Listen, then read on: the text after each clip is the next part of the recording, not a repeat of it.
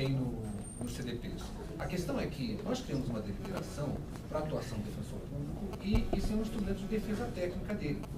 É claro que o núcleo pode ter, o núcleo de discriminação pode montar seu projeto para a averiguação dessa situação, talvez o núcleo de situação carcerária possa auxiliá-lo, mas essa ficha padronizada ela tem um caráter muito específico. Nós estamos criando uma atividade do defensor público para auxiliar na defesa técnica. Quer dizer, diante da audiência, a gente ter ali dados, né, para ele poder fazer essa defesa. Não me parece que tenha sentido, porque assim, da mesma forma que tem sentido nessa questão, poderíamos falar assim, poxa, vamos saber quantos têm moradia, né? E aí o núcleo de habitação poderia falar assim, vamos colocar esse quesito também. E querendo ou não, é uma energia, sabe, compilar esses dados, e eu acho que podemos construir esse projeto, né, em uma outra circunstância. Eu acho que a gente acaba tirando até a questão, o foco do projeto, tirando a questão central, e eu acho que principalmente nesse início é importante a gente deixar bem claro que o nosso foco é o aprimoramento da defesa técnica.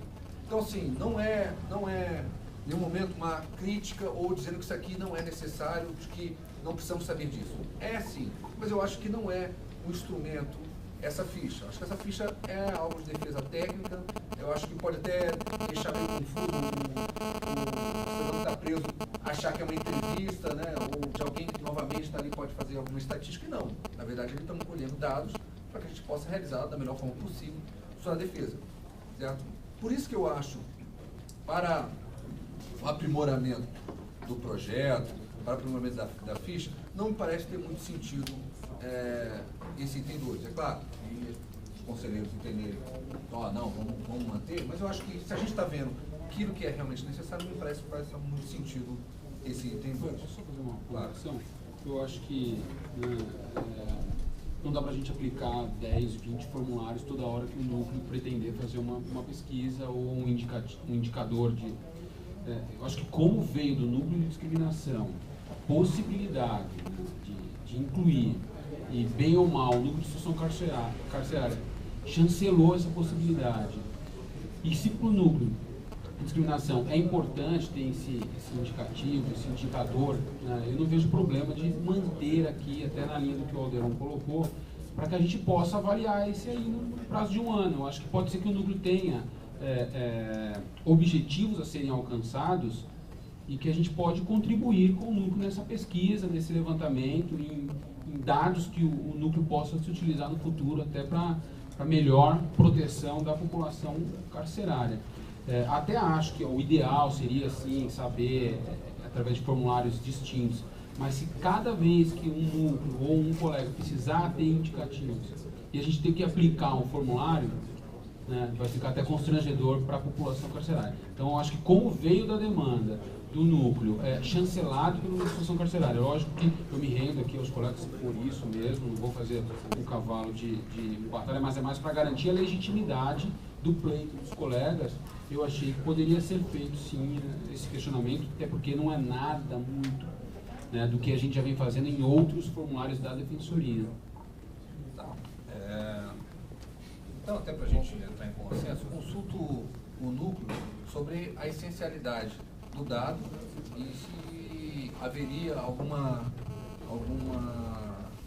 prejuízo para a ficha padronizada caso retirássemos esse item número 2. A coordenadora está aqui. Estava aqui antes, ela acha que é essencial eu pedir para que ela viesse, para que ela fizesse a defesa. Mas ela falou que era essencial para o projeto do núcleo. Por o núcleo, para a atuação do núcleo, para a atuação em CDP, situação carcerária, esse item é essencial, como ela falou. Esse item, a ideia dele, como a Maria explicou, é fazer pesquisas periódicas, acompanhamento de políticos, mas para o caso concreto, individualmente, não teria prejuízo, mas a ideia é que isso pudesse possibilitar um tipo de atuação conforme ela defendeu, né? Então, assim, fica o que ela falou, aí eu não vou me manifestar por ela. Tudo bem, acho que mesmo que ele tenha questão de consenso, eu encaminho dessa forma, até porque, assim, acho que para a administração é importante dizer qual que é a função e qual vai ser a atividade do defensor público no CDPs. Mas, claro, submetemos aí a decisão dos conselheiros. Então, há um encaminhamento. O Alexandre Oster, desculpa. Bom, na linha do que alguns já manifestaram, o Luiz inicialmente, a Márcia, o Eduardo, a Márcia, o senhor presidente, eu entendo até a pertinência, mas eu acho que refoge, e eu vejo às vezes com um certo risco, porque a premissa é de atendimento jurídico, efetivamente. Pode-se dizer, uma questão, não vai ter muita repercussão, só que o projeto Mulheres Encarceradas começou como um projeto jurídico também, e foi inserido uma pauta, um relatório que tornava extremamente burocrático. Quem participou do projeto sabe que a parte mais demorada do Mulheres Encarceradas era o relatório referente, enfim, a questão social. Ninguém sabe onde foram parar esses dados. Eu acho que assim, é importante para o núcleo, mas se a gente não tiver pelo menos uma diretriz do núcleo, para que vai ser utilizado, ou qual projeto, enfim, fica um pouco complicado. E, na verdade, é um dado empírico, vai ser colhido dentro do atendimento, mas é um dado puramente empírico. E não me parece que seja essencial. Eu acho que o relatório, a ficha padronizada, tem seus méritos, mas de uma certa forma já vai trazer uma certa burocracia no atendimento, principalmente daquele que não é um preso, né, do defensor natural, não é o defensor que vai estar atendendo aquela pessoa que não é do seu processo, e já vai trazer a expectativa, como o Luiz Eduardo disse, trazendo um dado, me parece, processualmente falando, tem muita relevância para outras diretrizes, talvez tenha importância, mas processualmente tem muita pertinência. Então, eu caminho junto com o encaminhamento do senhor presidente pela retirada, achando que pode ser melhorado, sim. Eu acho que isso daqui não vai ser aprovado agora, não vai ser inflexível. Eu até reputo necessário o núcleo de situação carcerária monitorar a cada 6 meses como estão sendo encaminhados essa ficha, como estão sendo feitos os atendimentos, sobre a demora desses atendimentos, para que a gente possa melhorar essa ficha e esse atendimento, para que, enfim, a gente consiga desburocratizar o máximo possível o atendimento dos presos provisórios. Bem, temos 2 encaminhamentos. Um encaminhamento, não sei se podemos fazer um encaminhamento conjunto. Não, eu mantenho. Mantém o encaminhamento do defensor do Miragaia pela aprovação. Você quer fazer um encaminhamento? Não, eu queria só fazer um reforço aí da proposta do Miragaia, para receber a informação agora e a gente pensar um pouquinho isso. Porque acho que toda a ficha foi trabalhada, pensada, acho que a comunidade participou, acho que cada um colocou as suas questões, né?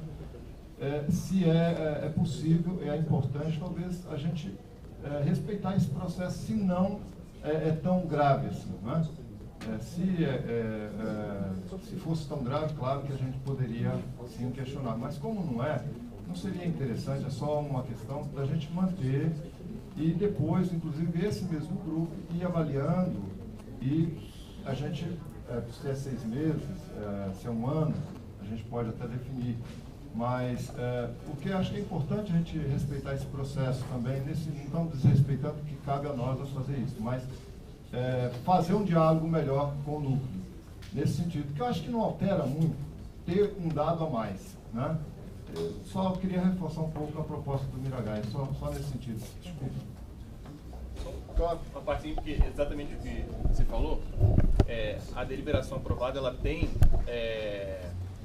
uma comissão de acompanhamento de 6 em 6 meses a possibilidade de revisão.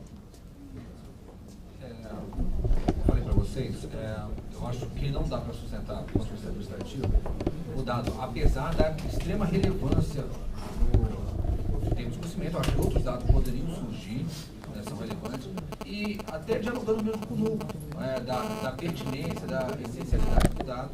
Por isso, a gente fazer o encaminhamento sem prejuízo, daqui a 6 meses, às vezes a gente até perceber que pode ser interessante dentro da atuação mesmo processual do defensor público. O grande receio é de que haja, quer dizer, a gente estabelece um exercício para o defensor público e parece que, no final das contas, por exemplo, não só o núcleo de discriminação, mas um outro núcleo pode achar interessante avaliarmos também determinado dado, daqui a pouco a administração quer saber também, coloca mais um dado. Eu acho muito interessante, importante para o projeto, a gente estabelecer um foco. Isso sem prejuízo de colocar para frente. Acho que não é nenhum demérito do dado, acho. É que realmente salta pela falta de pertinência com o tema. Apesar de claro, é importante a gente fazer essa radiografia, há pesquisas nesse sentido, né? E acho que para a gente entender e pensar do ponto de vista macro a situação carcerária. Só para a gente não ficar numa dialética infinita, né? A gente já tem dois posicionamentos, eu acho que encaminhar, porque senão a gente fica só batendo. Aí a gente faz. Posso?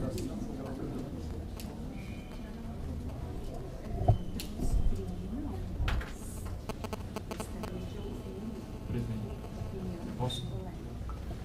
Posso me manifestar? O que me preocupa, eu entendo as ponderações que foram feitas pela coordenadora do núcleo de discriminação, mas o que me preocupa com relação a esse item não é nem questão de burocratizar, que isso não vai dar trabalho, não vai aumentar a demanda, então, mas é sem ter uma política institucional sobre o tema, fazer esse tipo de abordagem quando o defensor vai prestar o atendimento ao preso. Porque quando nós realizamos o atendimento, eu pelo menos, quando vou até o presídio, fazer atendimento ao presídio, ou seja, antes das audiências, eu faço algumas perguntas até para eu ter subsídios para depois fazer a defesa dele e justifico por que eu estou perguntando aquilo. Agora, você imagina no primeiro atendimento que a gente vai fazer ao preso, fazer esse tipo de pergunta. Eu vou justificar qual o motivo disso? Como que eu vou falar para o preso? Estou perguntando por conta disso. A defensoria tem essa política. Qual é a finalidade dessa pergunta, entendeu? E se o preso não vai se sentir constrangido com esse tipo de abordagem. Até para democratizar e garantir o direito de manifestação, o núcleo de discriminação se manifestar sobre o tema, se quer se manifestar sobre a pertinência para a atuação e a defesa do preso provisório da manutenção do recurso. Não sei, como a gente agora apresentou o de retirada, se ela quiser poucas palavras defender. Só incluir se há algum projeto específico que vai ser utilizado esses dados. Assim. Não só que é outro projeto, mas eu acho que tem que ter pertinência a finalidade exatamente dos dados. do preso provisório, da atuação do defensor público na defesa do preso. Então, assim, pertinência direta com a defesa processual não tem. Mas é um momento de bastante, assim, profícuo para que a gente faça essa indagação. Porque é muito diferente você fazer essa pesquisa direta, qual é a cor, como a pessoa se reconhece, tal, do que você fazer no âmbito de outras perguntas.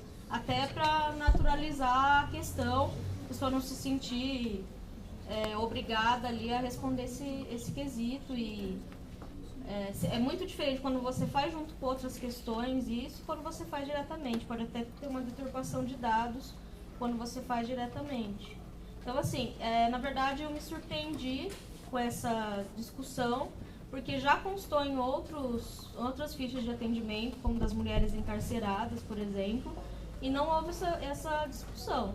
Então, assim, eu acho que tem que ter um projeto específico de acompanhamento? Tem. Acho que a gente pode formatar isso, posso encaminhar para o conselho até para vocês opinarem como esses dados serão utilizados, mas acho que retirar para que depois a gente corra atrás disso, acho que vai ser um retrocesso, sinceramente. Ok, então vamos encaminhar a votação. Primeiro tem um encaminhamento.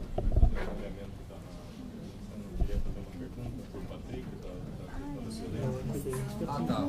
Patrick, a corregedora, qual que é o item mesmo?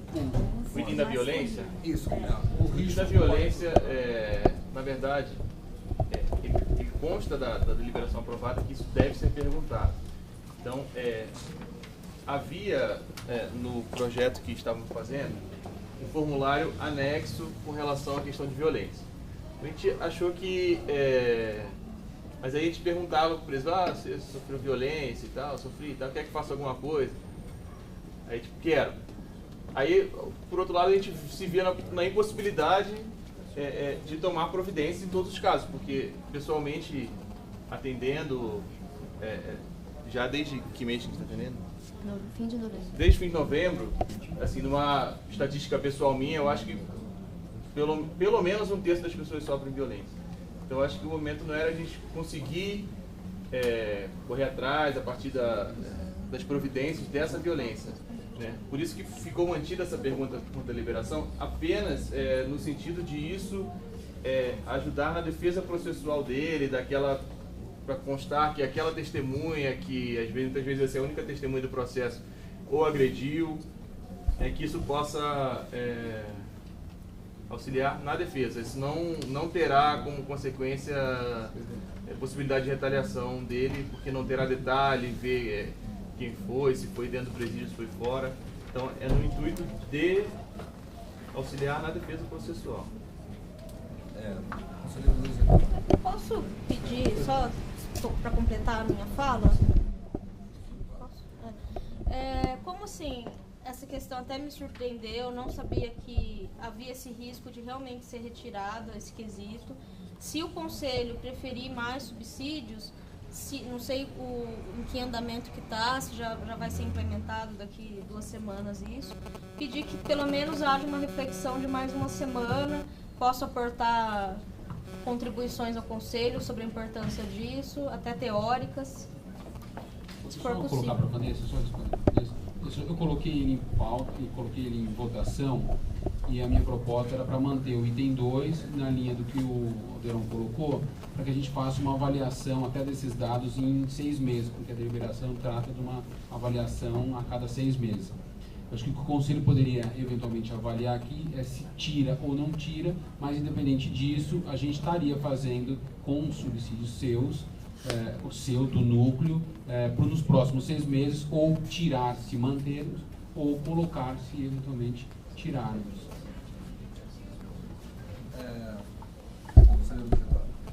Eu entendi o questionamento a explicação do colega Patrick. O Patrick me corrija se eu estiver errado. A ideia do questionamento, sofreu algum tipo de violência, sim ou não, ameaça verbal, tal, é por uma radiografia. Para tirar uma radiografia do seguinte, 1/3 das pessoas foram agredidas. Não. Então, por isso que eu perguntei. Então, por favor.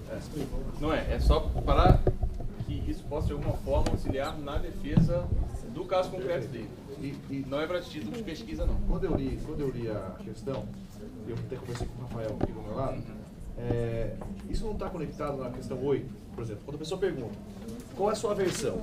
A versão dele eu fui torturado. A versão dele o policial forjou a situação de drogadição. Ou a pessoa que disse que eu matei por qual motivo, o motivo é outro.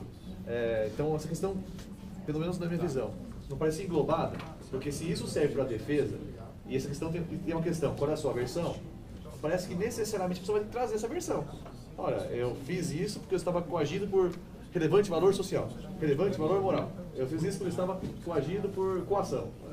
Não sei, mas ela está assim conectada com o 38. Ela ficou apartada apenas porque na deliberação aprovada havia a previsão de que deve ser perguntado isso obrigatoriamente. Mas ela está conectada com esse item da versão. Tem escritos aí da conselheira Márcia, depois do... Só para uma pergunta do Patrick, aproveitando que ele está respondendo. Pode fazer a pergunta? Não, você vai fazer pergunta? Eu só queria aproveitar já que ele está respondendo. Numa suposição de que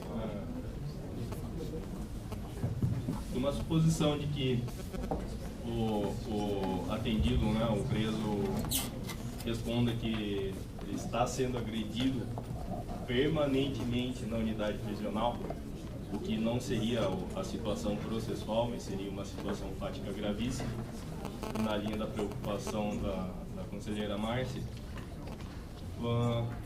O que o núcleo tem de base, de diretriz em relação a isso? Porque é claro que ele vai possivelmente indagar o diretor do CDP, enfim, da unidade prisional, sobre essa violência. Enfim, qual é o suporte que o núcleo vai dar para o defensor naquela situação gravíssima e para tentar resolver aquela, né, também em relação ao preso? É o suporte que ele já é prestado desde hoje, né? Desde que sempre que acontece de situação, o defensor procura o núcleo, a gente tenta tomar as providências com muita cautela, ir ao estabelecimento, fazer oitiva desse preso e relatar administrativamente, ou se o caso judicialmente, a transferência desse preso para outro local. Mas esses casos eles são, nos parece assim, bem minoritários. Desde novembro, nesses questionamentos que temos feito, tranquilamente 99% dos casos, as pessoas que apanham é policial e no momento da prisão. Acho que não teve nenhum caso ainda, assim, já fizemos alguns, sei lá, milhares talvez de atendimentos, não teve nenhum caso de agressão constante de agente penitenciário. Mas se o caso, e até por ser mesmo uma exceção, que nós temos condições de dar o suporte, ao contrário acho que do caso da violência policial, né? Milhares e milhares de casos, se a cada caso tiver que tomar uma providência, eu acredito que a defensoria ainda não esteja preparada. Mas no caso interno do presídio, com todas as cautelas que a gente sempre toma, é possível prestar esse suporte sim, hoje.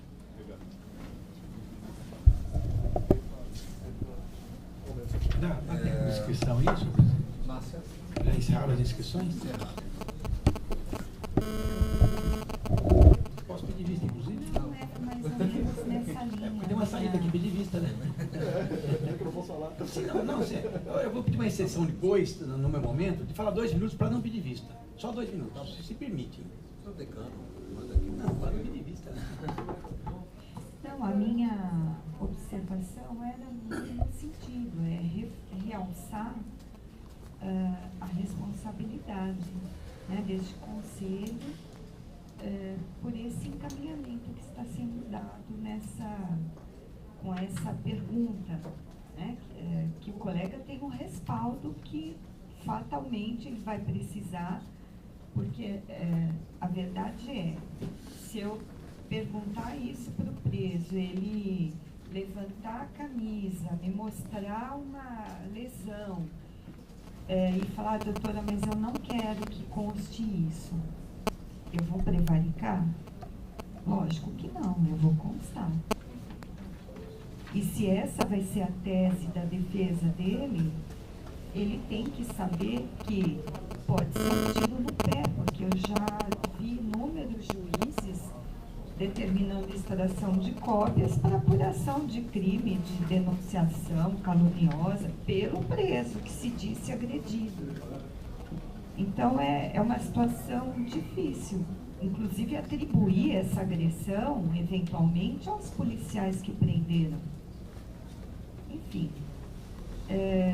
eu acho que isso fica bem também, a utilização dessa informação bem no âmbito da independência funcional do colega, né, que às vezes sabe que o magistrado daquela determinada vara tem esse posicionamento de apurar eventual crime de denunciação, enfim, praticado pelo preso, que acusou o policial de agressão física e não comprovou.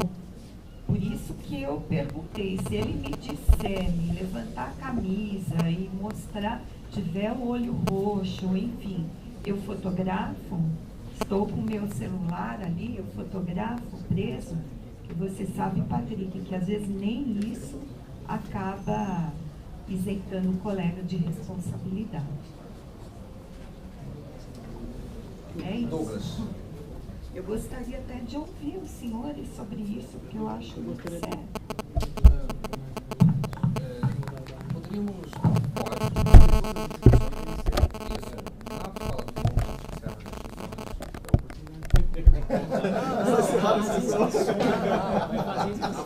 Então vou dar oportunidade, acabou.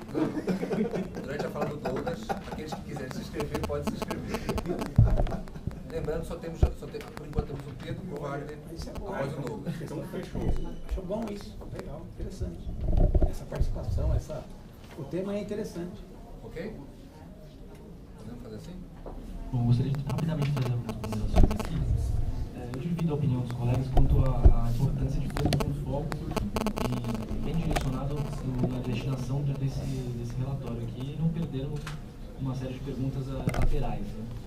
Mas, eu acredito e opino por ser muito importante a gente prestigiar o formato que se chegou até agora, porque ele é fruto de um debate aí que não foi um debate feito em poucas horas, ou é um debate e um teste, um projeto piloto que foi feito durante um certo período. E a fundamentação para a inclusão de cada uma dessas questões com certeza foi debatida, ponderada em várias reuniões dos dois grupos. Não foi uma inserção episódica e feita nos últimos momentos. Então, como esse relatório ele pode ser revisto semestralmente, acredito que seria ponderado, nós prestigiarmos o formato que ele foi elaborado, testado, porque foi feito de uma maneira aprofundada e tranquila. Seria, acredito, que um debate muito rápido aqui a gente suprimir uma conclusão que foi feita com mais maturidade pelos números. Então, minha opinião é para a manutenção desse questionamento aqui número 2 e também acrescentando o seguinte, que os dados eles são os projetos são criados a partir dos dados que são colhidos, não necessariamente precisa ter um projeto inicial para se direcionar a pesquisa de dados. Então eu me posiciono opinando aqui junto com o Aldeirão Miragai pela manutenção desse segundo questionamento aqui.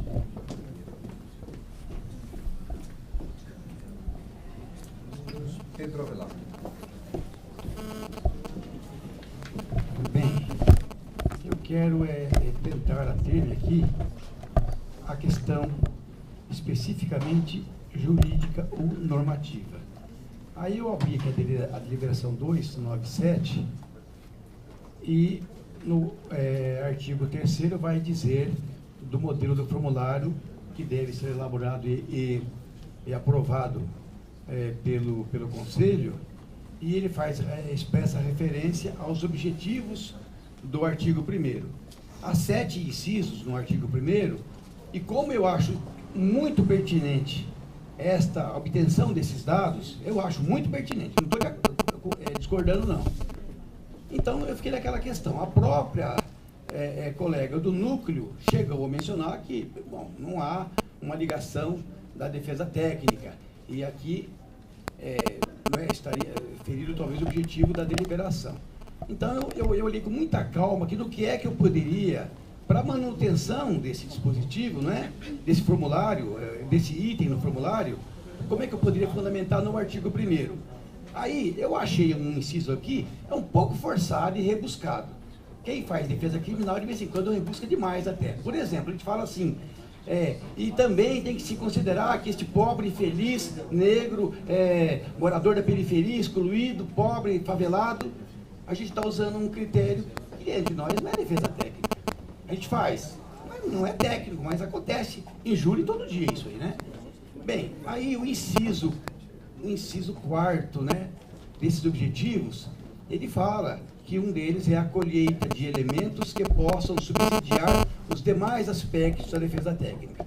Então, vejam, tentando entender, já sabendo da importância desse dado, dessa pesquisa, desse dado no formulário, se os colegas conselheiros entenderem que dá, assim, de uma forma mais ou menos rebuscada, mas não é possível que a gente alegue isso normalmente aí, que dá para se considerar que esse dado, quando é fornecido para o colega lá que vai atuar no processo, pode eventualmente, tá vendo? Então, inclusive, excelência, 35% ou 55% dos presos deste CDP, obviamente, enfim, quem sabe, Se entender que dá para incluir esse inciso 4º, aí eu opino que se aprove. Eu acho que é um pouco rebuscado, mas não é possível, não. Dá.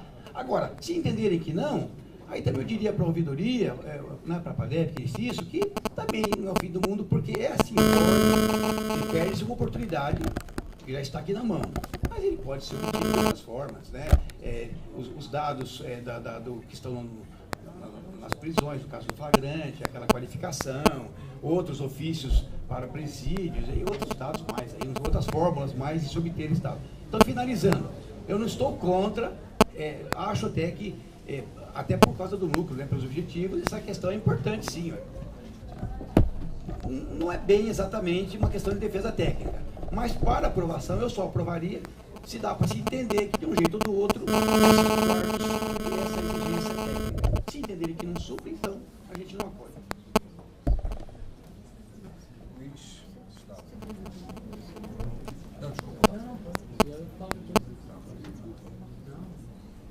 Bom, na verdade, da mesma forma como o Pedro encaminhou a questão, eu acho que esse formulário específico ele se destina a um objetivo traçado lá atrás, que era auxiliar a defesa técnica do preso provisório especificamente. Né?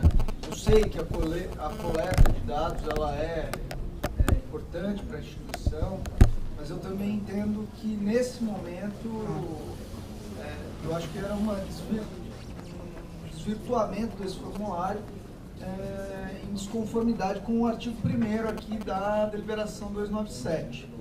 Sem embargo disso, eu acho que é possível, e aí meu encaminhamento, é possível ao núcleo de discriminação elaborar um projeto, apresentar ao conselho, e se esse conselho assim entender, nós alteraremos essa ficha, não precisa esperar 6 meses.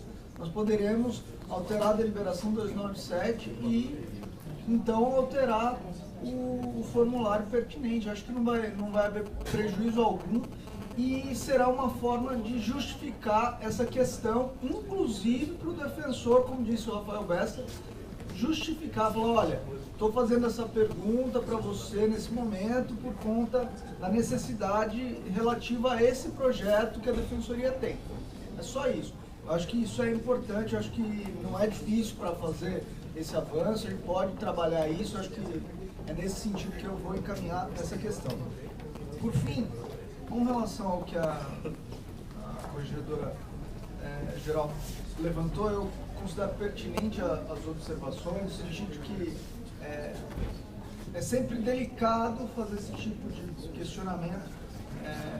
As pessoas privadas de liberdade, a gente sabe que muitas vezes até a defesa técnica se depara com informações inverídicas e isso, estando ou não no formulário, acontecerá. A deliberação previu, eu acho que teria que incluir no formulário, e a única questão é que o defensor, na hora de tratar essa informação juridicamente para utilizá-la, vai ter que levar em consideração esse tipo de situação, e aí também cabe à Defensoria enquanto instituição orientá-lo. Eu acho que a Corregedoria vem fazendo isso muito bem, a terceira SUF também, orientar a própria EDEP, orientar a como utilizar a informação. Não é simples, pelo contrário, é muito complicado, né, porque as demandas no sistema penitenciário são negligenciadas de todas as formas, a gente tem várias situações delicadas de violação de direito, mas não há como fugir aí do texto da deliberação, mas a gente tem que trabalhar isso. E aí eu acho, mas sinceramente, que nós temos que trabalhar isso no momento posterior, orientando a como tratar essa deliberação, trabalhando a escola da Defensoria tem que trabalhar de forma muito consentânea com a Corregedoria, com o UNESC, para efetivamente treinar os defensores, principalmente os defensores novos, a como se comportar nas inspeções aos CDPs, aos demais estabelecimentos da SAP, né, porque não é simples. Essa é uma atuação delicada e a gente tem que enfrentar isso. Mas, no mais, eu acho que a gente pode manter, sim, a pergunta, até porque a deliberação previu, nós temos que aprender a lidar com isso. dentro da fala dele, pode ser? Não, é só lembrar que o número 5 fala fiscalização das condições de aprimoramento e identificação das relações. Tá? E concordo, eu acho que a preocupação da massa é legítima e acho que a sua sugestão é excelente. Eu acho que o defensor tem que fazer o tratamento posteriormente, né? Mas a identificação é super importante. Obrigado aí, conselheiro, aí pela parte. Wagner. Na linha do que o Alderão comentou, é justamente isso que eu ia falar. Na verdade, eu entendo que tem que ser mantido esse questionamento, porque a nossa atuação não pode se restringir a uma atuação individual do preso. A gente tem que ter uma atuação coletiva também. E nesse aspecto, o item 5, que tem a fiscalização das condições de aprisionamento, identificação de violações de direito das pessoas presas, na verdade, ainda que um preso possa falar assim, não quero que tome providências com relação ao meu caso, nós temos que saber se teve essa violação ou não. E se essa violação, naquela localidade, ela é sistemática ou não, para a gente tentar uma atuação coletiva. Então, assim, eu concordo plenamente com o que o Luiz Gustavo falou. A forma como vai ser trabalhada essa informação e qual vai ser a nossa atuação, a estratégia de atuação, isso tem que ser verificado no momento posterior, mas que temos que ter essa informação, isso eu acho que é imprescindível que temos que ter. Posso só complementar? Eu concordo plenamente e essa informação ela pode inclusive fundamentar um pedido para uma visita de inspeção naquele local. Então acho que é importantíssimo esse item no questionário.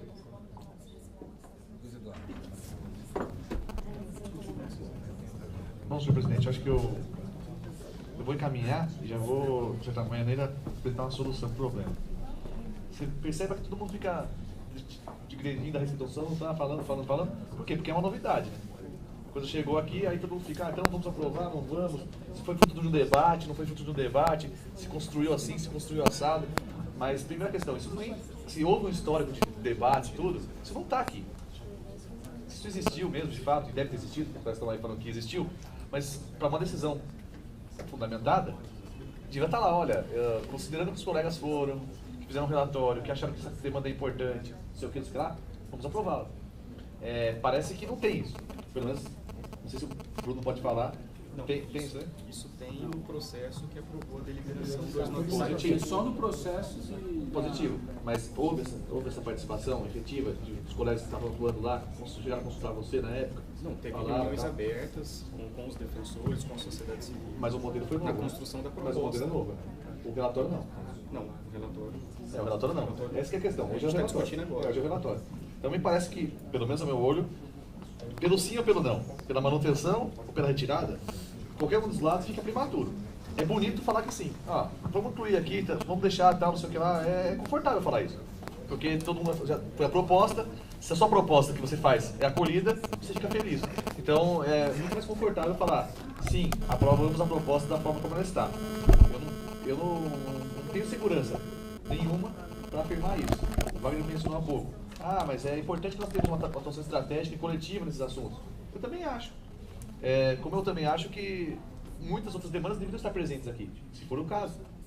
Nós temos muitas outras demandas que poderiam ser abarcadas num relatório como esse, se nós optarmos por construir um relatório que vai além da defesa criminal do assistido. Se nós nos limitarmos à defesa criminal, que é a premissa da deliberação, aí o relatório é enxugado. Se nós mudarmos, falar, não, isso é um relatório muito além, aí o relatório é ampliado. Então, assim, é uma questão de premissa, como eu disse na minha primeira fala. Eu vou acabar encaminhando, senhor, para que o relatório, nós, de certa forma, congelemos essa situação de discussão. Como? Pedindo vista dos autos. Eu vou encaminhar no sentido de pedir vista dos autos, para que eu possa, pelo menos, detalhar a questão, fazer um encaminhamento que eu acho que é devido, e aí, pelo menos, a gente vai poder ter tempo de um lado ou de outro, juntar os argumentos que devem achar razoáveis, para que isso seja feito. Do contrário, a gente vai acabar aprovando aqui muito mais do que cada um já tem na cabeça, de uma ideia, sem que tenha trabalhado isso de uma forma madura, pelo menos na minha visão. Cada um tem livre para votar do jeito que quiser, mas na minha visão, eu me sinto prematuro para votar. É regimental? É regimental o pedido do conselheiro e respeitando, claro, o prazo regimental que tem direito do conselheiro, poderia, claro, respeitando o prazo que você tem, para adiantarmos por conta da... Pela ordem, sua presidência. nos termos do artigo 3º, parágrafo único da deliberação, na verdade o modelo de formulário que foi apresentado pelo NESC já pode ser aplicado. Então, assim, eu concordo que realmente, se você está entendendo, tem que amadurecer, que eu até acho que tem mesmo trazer novas informações, novas proposições e tal. A gente debate com calma, mas que seja já aplicado nos termos do artigo 3º parágrafo, esse formulário na forma como está, e aí posteriormente, se houver alguma reformulação, aí passa a ser aplicado posteriormente, então a gente debate com calma também. 3º parágrafo único da deliberação. Qual a deliberação? Está expresso. 297. Está expresso. 297. Então, vista ao defensor público Luiz Eduardo, o conselheiro Luiz Eduardo, e esse é o núcleo em relação ao artigo 3º, parágrafo único, né? Não sabe, não estou para ciente. a imediata aplicação da ficha cadastral até a decisão, até que haja uma outra decisão pelo Conselho Superior. Bem, por fim, ou quase por fim, já extrapolando o horário de 16, pedindo paciência e a colaboração dos conselheiros para que a gente possa terminar essa longa sessão. Aportou aqui no Conselho, semana passada, um pedido do defensor do sexto concurso, pedindo o adiamento da apresentação na unidade que estava marcada para o dia 13, como ainda uma atividade da EDEP, e pedindo para que isso ocorresse no dia 16, certo?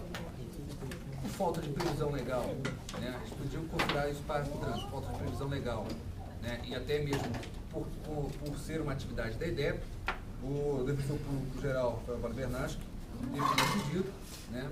E dava ciência aqui ao Conselho Superior, porque apesar de ter sido o defensor público geral, tinha aportado anteriormente aqui no Conselho Superior e também abre espaço aí para alguma outra observação em relação ao tema, né? Para que a gente possa também em conjunto. Carimbe-se e cumpra-se. O servidor público gosta de carimbo, né? Carimbe-se e cumpra-se. Só para dar ciência também, como está sendo filmado, que os defensores têm acesso às razões, em atenção ao pedido protocolado neste Conselho Superior, durante o momento aberto da sessão ordinária do Conselho Superior, ocorrido no dia 30 de maio de 2014, subscrito por 95 defensores públicos empossados no sexto concurso, passa a manifestar. Inicialmente, como esclarecer, o calendário de atividades para os defensores públicos recentemente empossados foi planejado de forma que houvesse um período maior entre a remoção interna, que ocorrerá dia 6 de junho, hoje, e a data da escolha dos vários tais defensores, a pedido dos próprios, a fim de que tivessem mais tempo para decidir sobre a escolha das vagas remanescentes do concurso de remoção.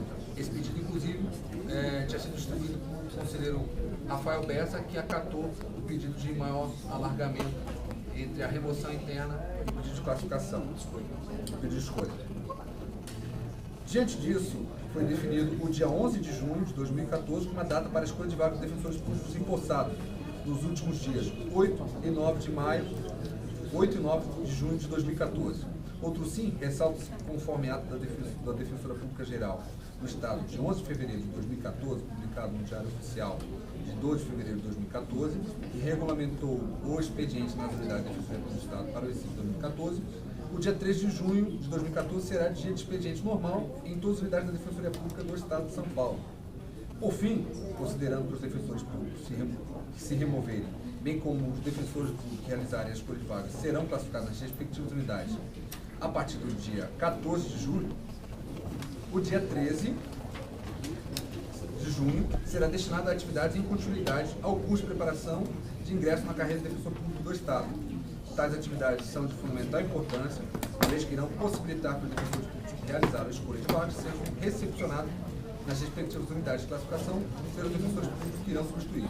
Por todo exposto, fica mantida a data de apresentação dos novos defensores públicos para o dia 13 de junho, conforme a programação original. Lembrando também, claro, não estamos aqui insensíveis a eventuais ocorrências que podem surgir por conta do dia 12, dia da Copa, por conta de alguma dificuldade de transporte, mas acho que a segunda e a terceira sub podem resolver essas ocorrências acho que não dá em abstrato para achar que todos terão essa dificuldade de apresentação no dia 13. E como lembrou a decisão do defensor público geral, dia 13 é um dia do calendário oficial e é atividade do curso da Escola da Defensoria Pública. Acho que é isso, né? Não tem... Alguém quer fazer sobre isso? Alguma observação? Vai trazer o...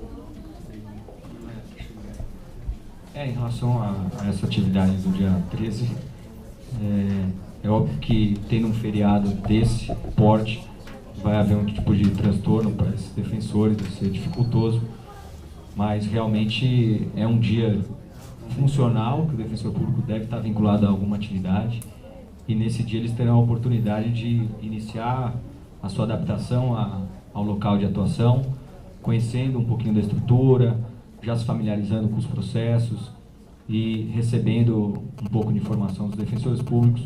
É um dia que certamente será extremamente relevante para esses defensores, e sem prejuízo de na segunda-feira também a gente conversar com os coordenadores para haver uma recepção e uma adaptação ainda um pouco mais lenta na segunda-feira, que possibilite que eles continuem o que vai se iniciar na sexta-feira.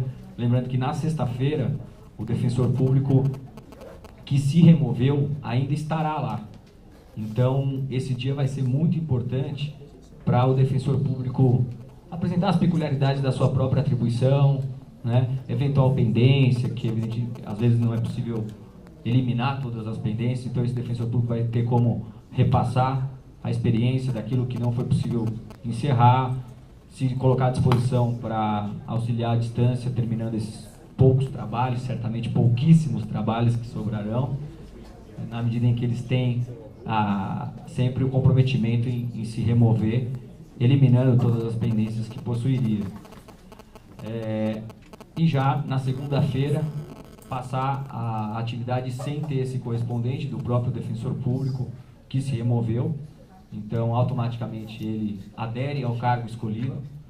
E nesse momento aí sim contar com a colaboração de todos os defensores públicos das unidades aqui do Estado de São Paulo, para que possam realizar a participação adequada, no sentido de que esses defensores se adaptem rapidamente ao dia a dia do trabalho de ser defensor público.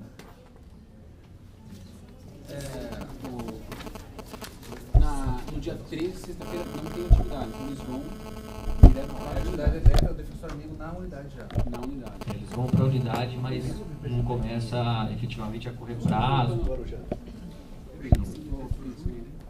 Se me engano, tem um colega lá da Bahia, um outro do Ceará, num hotel. Eu fiquei imaginando, eles vão para a escolha na quarta, na quinta. Na quinta, vão assistir o jogo. Aí acaba o jogo, fecha a mala, sai correndo pro interior pra... E quando é que eu sou dinheiro? E aí na sexta... Por prudência, na quinta de manhã ele já vai pro local de atuação e assiste o jogo já na sua nova cidade, na sua nova casa. Não, mas na sexta você vai fazer o que do lugar? Começar a atuar, né? Sinceramente, tem um problema, a gente sabe, mas o jogo também é 5 horas da tarde, né? Dá pra ele sair dia 11, depois do almoço, depois da remoção. Não, estou dizendo assim, ó, eu, dentro de toda a era de qualidade, também não dá pra ser puritano, mas tudo bem, não dá pra ser puritano, mas não dá pra decretar feriado no dia que é pra trabalhar, né? Eu não quero decretar feriado, não. Pelo contrário, eu estou preocupado assim, porque eu concordo com o que o Portanto falou assim, ó, não vão ser todos, mas vai ter uma parcela. Mas é por isso, mas é por essas ocorrências que a segunda e terceira sub vão analisar o caso concreto. O caso concreto, o cara apresenta o pedido, falou, ó, há uma impossibilidade, enfim. Agora... Não é possível que esses colegas fiquem, depois da escolha de vagas, na sexta-feira permaneçam aqui em São Paulo, com um defensor amigo aqui em São Paulo, dentro da sua área de atuação, supondo. Principalmente a preocupação maior vão ser os colegas que escolherão as vagas no interior, né? Obviamente que aqui em São Paulo não vai trazer muito prejuízo. Supondo que o colega escolha Jacareí ou escolha, enfim, Piracicaba ou até uma unidade, porque também vão se abrir agora, né? O próprio Pedro falou que vai, né? Uma colega de Araçatuba está vindo para remoção. não seria possível. Além desse colega que espera conseguir aí. Evidentemente. Mas o pedido deles não é para que haja atividade aqui. Não, o pedido deles deles é como se trânsito. Mas aí eu acho que eu não mudaria. Porque a segunda e terceira sub pode solucionar eventuais. Porque assim, a gente não está falando assim, ó, todo mundo vai ter que estar lá a ferro e fogo. Pô, se o cara tem a impossibilidade de estar lá, unidade para alguma coisa ou outra, ele vai informar a segunda ou terceira sub-19. Não, o poder tal e tal motivo, e aí... Porque o 109 não vai, é um número bem reduzido, né, que vai ter. Agora, eu acho que assim, não teríamos um instrumento jurídico para chegar e falar assim, não, eu não, na verdade, o pedido, eu não estou nem analisando o mérito dele, na verdade eu estou enfrentando mais ou menos o problema que eles colocaram. E de repente, esse problema seria solucionado, ao meu ver, se tivesse uma extensão de um dia mais aqui em São Paulo e o defensor amigo fosse feito aqui. Mas ele não vai poder estar aqui, utilizar, na verdade ele quer utilizar o dia para ir e mudar. Alexandre, ficar aqui para eles é pior. E também a gente vai ter a perda de não ter nenhum dia com o defensor da defensoria anterior, porque aí o defensor ainda está lá, ele só vai se remover na segunda. A gente perde a oportunidade de ele, pelo menos, repassar algumas coisas. A gente já esclareceu isso, mas é até bom, novamente, no Conselho Superior, porque assim, a classificação vai ocorrer no dia 14. Muitos estão falando, pô, na segunda-feira eu vou ter que estar, as pessoas vão fazer remoção hoje, vão participar da remoção hoje. A classificação é dia 14, né, início efetivo da atividade, dia 16, segunda-feira. A classificação é sábado, dia 14. Né, e aí, aqueles que terão de trânsito vão utilizar o trânsito e os novos em efetivo exercício, dia 16. Só uma dúvida, o trânsito então começa a contar a partir do dia 16? Os defensores que vão se... Dia 14. Dia 14. São quantos dias? 8 dias.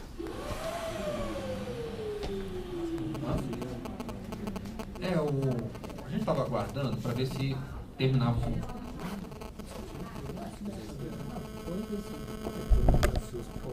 O que foi?